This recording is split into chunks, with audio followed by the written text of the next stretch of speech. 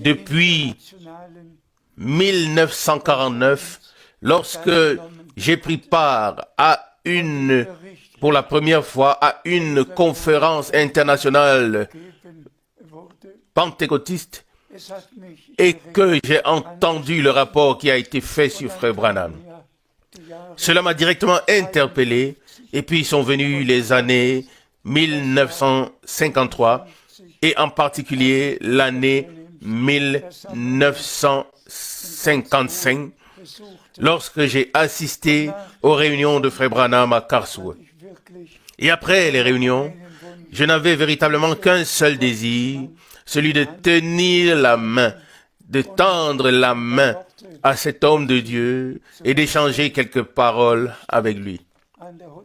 Et j'étais à la réception de l'hôtel et tout à coup, le gentil monsieur de la réception m'a dit que voilà les messieurs qui arrivent dans le hall de l'hôtel avec Frère Branham.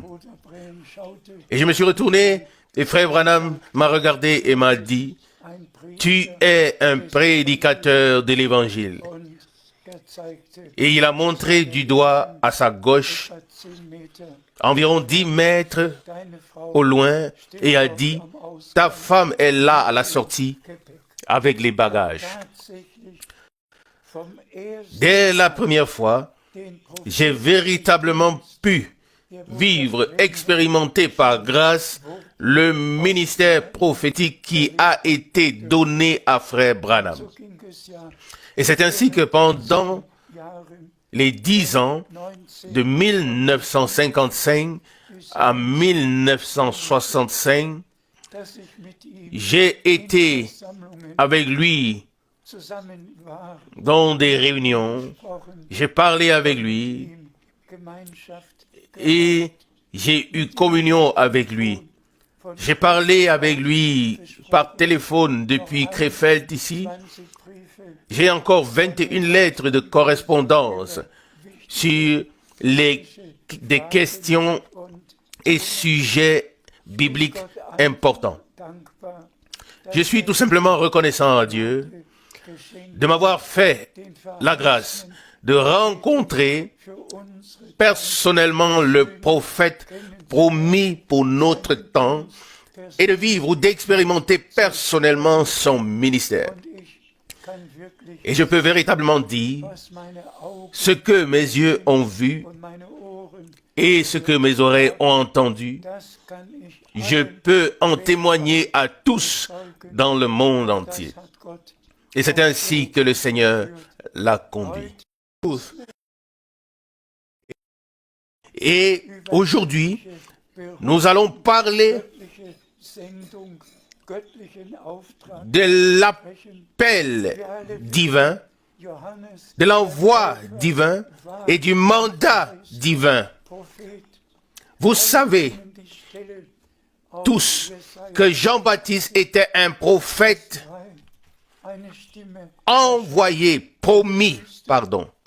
Tous connaissent le passage d'Ésaïe 43.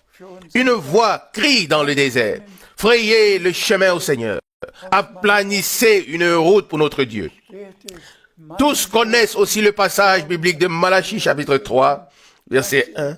« J'enverrai mon messager devant moi, afin qu'il me prépare le chemin. » Et lorsque le temps fut accompli, cela s'est produit. Et nous allons le lire dans la suite.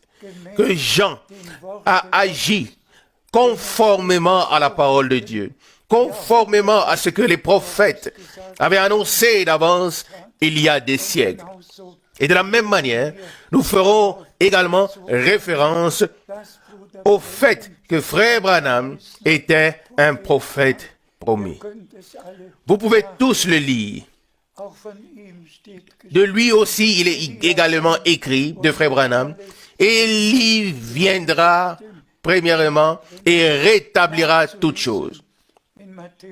Cela peut être lu dans Matthieu chapitre 17, particulièrement les versets 10 et 11. Moïse et Élie étaient sur la montagne de transfiguration.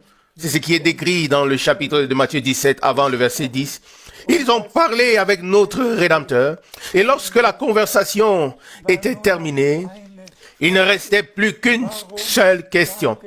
Pourquoi les scribes disent qu'Élie doit venir premièrement? Remercié soit Dieu pour cette question. Et remercié soit Dieu pour la réponse sortant de la bouche de notre Seigneur. En vérité, je vous le dis, Élie viendra premièrement et rétablira toutes choses. Et celui qui va dans Malachie pourra lire les deux choses. En référence avec Jean-Baptiste, il était écrit, ou il est écrit dans Malachie chapitre 4, verset 6, première partie, il ramènera les cœurs des pères vers les enfants. Les pères de l'Ancien Testament attendaient jusqu'à ce que les promesses puissent s'accomplir. Et cela s'est accompli dans le Nouveau Testament. Premièrement, par le ministère de Jean-Baptiste, puis en tous les enfants de Dieu.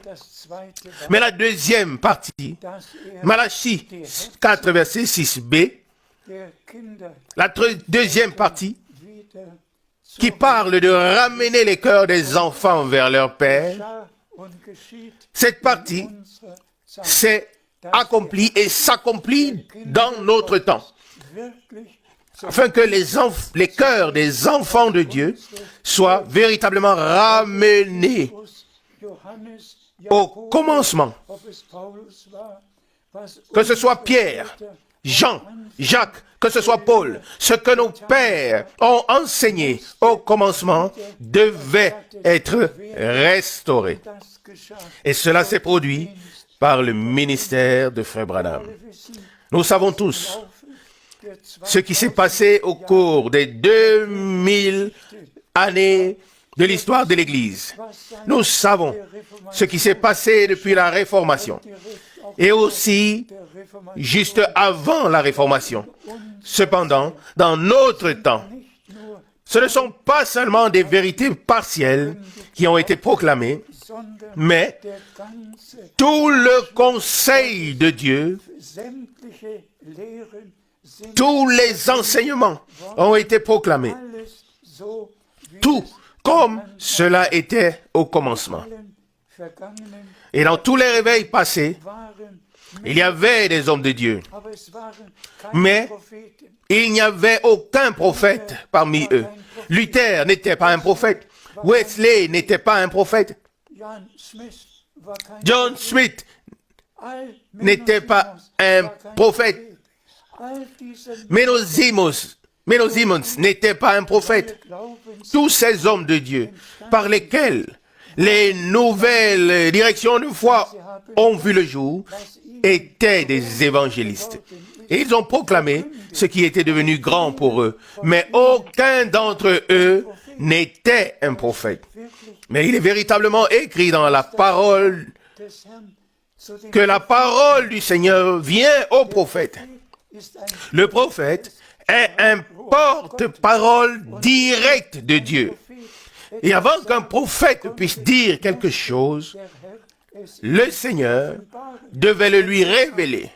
Et c'est pourquoi les prophètes pouvaient dire lors de leur proclamation, « Ainsi parle le Seigneur ».